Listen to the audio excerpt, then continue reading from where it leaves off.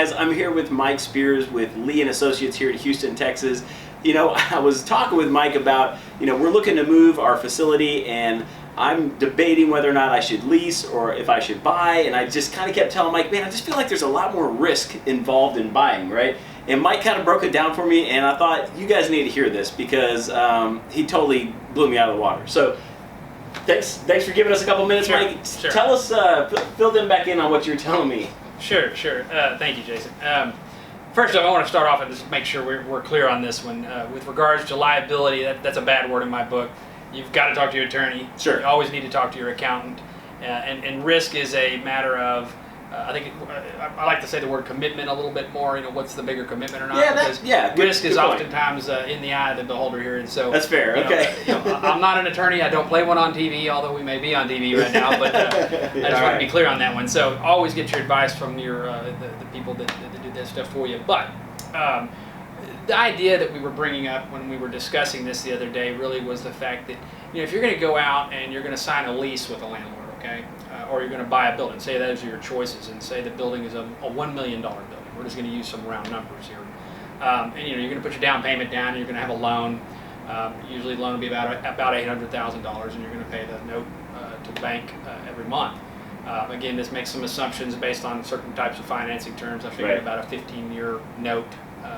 Some people have a little bit lengthier notes and different interest rates, but about should be about accurate here.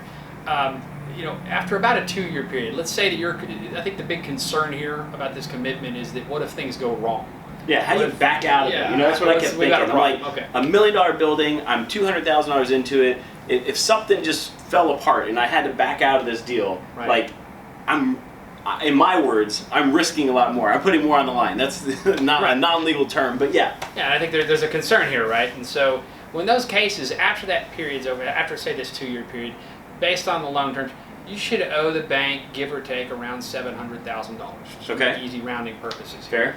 Okay, and if those circumstances were to occur that unfortunately, what are your options at this point? Well, when you bought the building, let's assume you paid market, right? Well, your options at this point, you can sell this building and you can get out of this building. You might even be able to lease it out. Yeah. Okay. Yeah. Potentially refinance it. It gives you a good number of exit strategies actually here. But in a worst case scenario, even if you were to get foreclosed on, the bank is going to sell this property. They're going to take it from you and sell it. Okay. Yep. And in that circumstance, they're going to go after, and they need to be able to get $700,000 back. Okay. Well, if that happens, assuming that $1 million was a market price, there's going to be enough there to cover the cost of paying for that loan more often than not. To get you out of it. Yeah, to get you out of it. Okay. So then at that point, you sell it yourself. So then at that point, you're in your $200,000 down payment, and then maybe $100,000 worth of principal payments and stuff at that. So you're left with, hopefully, they sell it. Maybe they don't. Maybe there's a $50,000 or $100,000 wash. So you could be in $350,000, maybe $400,000. But let's break up. What does a lease look like? Because this is where I'm like, well, that's a lot of money. And Mike's like, yeah, but wait a minute, man. Look at your typical lease. Yeah, if you go out and sign a lease in a very similar, let's say, similar building, and again, I'm making some assumptions here, but knowing kind of what that building probably would lease for and all of that.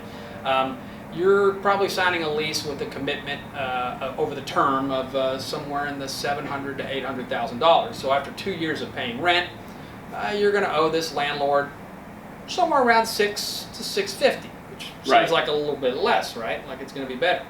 Well, the question you have to ask yourself, what are you going to sell to pay him? Because I can assure you that the landlord that you signed that lease with, the commitment you made to that landlord, they're going to want to come and collect that rent, and they're going to go after that rent. So they're going to come after the full amount. And that's where I kept not getting, right, is I would have already paid that year or two rent, and then whatever the balance is, what's left on that lease, the landlord's going to hold you accountable for it. Like maybe you can get a deal, but when you start doing the math that way, it's like... You owe him the money. Yeah, I'm going to be out a lot more. Right. And so, I hope you guys find this valuable. I know there's a lot of different scenarios, and you probably have questions, so comment below, hit the like button for us, give us a thumbs up, subscribe.